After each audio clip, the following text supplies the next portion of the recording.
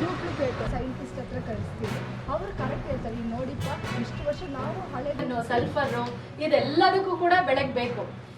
ಅದನ್ನು ನಾವು ಸಂಶೋಧನೆ ಮಾಡಿ ಬುಕ್ಕೆಲ್ಲ ಹಾಕಿದ್ದೀವಿ.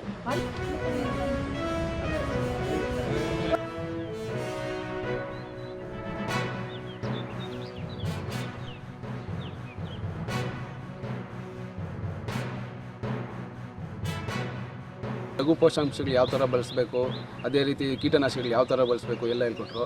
ನಾವು ಮುಖ್ಯವಾಗಿ ಕೋಲಾರ ತಾಲೂಕಿನಲ್ಲಿ ಟೊಮೊಟೊ, ಆಲೂಗಡ್ಡೆ ಎಲ್ಲ ಥರದ ತರಕಾರಿ ಬೆಳೀತೇವೆ. ಈಗ ಸದ್ಯಕ್ಕೆ ನನ್ನ ತೋಟದಲ್ಲಿ ಟೊಮೊಟೊ ಇದೆ, ಕೊತ್ತಂಬರಿ ಸೊಪ್ಪಿದೆ, ಅದೇ ರೀತಿ ಗಡ್ಡೆಕೋಸು ಬೆಳೀತಿದ್ದೇವೆ. ಈಗ ಲಘು ಪೋಷಕಾಂಶಗಳಂತ ಬಂದರೆ ನಾವು ಗಿಡ ಬೆಳವಣಿಗೆಯಿಂದ ಹಿಡಿದು ಗಿಡ ಕಟಾವು ತನಕ ನಾವು ಲಘು ಪೋಷಕಾಂಶ ಬಳಸೋದ್ರಿಂದ ಗಿಡಗಳು ಉತ್ತಮವಾಗಿ ಕ್ವಾಲಿಟಿ ಬರುತ್ತೆ, ಕಾಯಿ ಅದೇ ರೀತಿ ಉತ್ತಮ ಬೆಳವಣಿಗೆ ಬರುತ್ತದೆ. ನಮಗೆ ತುಂಬ ಅನುಕೂಲ ಆಗ್ತಾಯಿದೆ ಸರ್. ಈ ಹೂನ ವೇಸ್ಟ್ ಆಗೋಂಥ ಹೂನ ನಾವು ಕಿತ್ತು ಸೇಫ್ಟಿಯಾಗಿ ಒಣಗಿಸಿ ಪೌಡ್ರ್ ಮಾಡಿ ಈಗ ಸುಮಾರು ಒಂದು 10 ಅಗರಬತ್ತಿ, ಸೆಂಟು, ಸುಮಾರು ಒಂದು 20 ವೆರೈಟಿಯಸ್ಸು ಮಾಡ್ಬೋದು ಅಂತ ಹೇಳ್ತಾವ್ರೆ ಅಭಿಯಾನದಲ್ಲಿ. ತುಂಬ ಅನುಕೂಲ.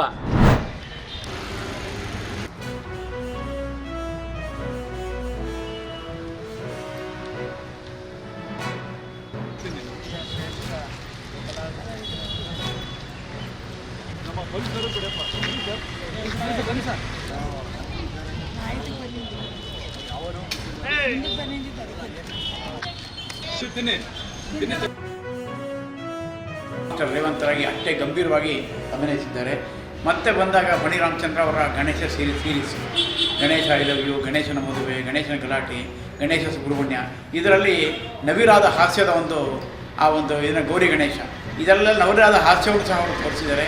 ಹಾಗೆಯೇ ಭಕ್ತ ಪ್ರಹ್ಲಾದದಲ್ಲಿ ರಾಜ್ಕುಮಾರ್ ಅವರ ಜೊತೆ ಹಿರಣ್ಯಕಶಿಪು ಜೊತೆ ನಾರದನಾಗಿ ಅವರು ಪಾತ್ರ ಮಾಡಿದ್ದನ್ನು ಇವತ್ತು ಮರೆಯೋಕ್ಕಾಗಲ್ಲ. ಹಾಗೆ ನಾರದ ವಿಜಯ ಮತ್ತು ಭಕ್ತ ಪ್ರಹ್ಲಾದ ಎರಡನ್ನೂ ನಾರದನ ಪಾತ್ರನ ಅವರು ಮಾಡಿದ್ದಾರೆ. ಹಾಗೆ ಕಲ್ಲರಳಿ ಹೂವಾಗಿ ಸಿನಿಮಾದಲ್ಲಿ ಆ ನಾಯಕನ ತಂದೆಯ ಪಾತ್ರ ಚಿತ್ರದುರ್ಗದ ಮದಕರಿ ನಾಯಕನ ಆ ಒಂದು ಕಥೆಯ ಇದರಲ್ಲಿ ಅವರು ಜಾನಪದ ನಾಯಕನಾಗಿ ಅವರು ಮಿಂಚಿದ್ದಾರೆ. ಹೀಗೆ ಐತಿಹಾಸಿಕ ಪೌರಾಣಿಕ ಎಲ್ಲವನ್ನು ಇಲಾದ ಅಭಿನಯಿಸಿದ್ದಾರೆ.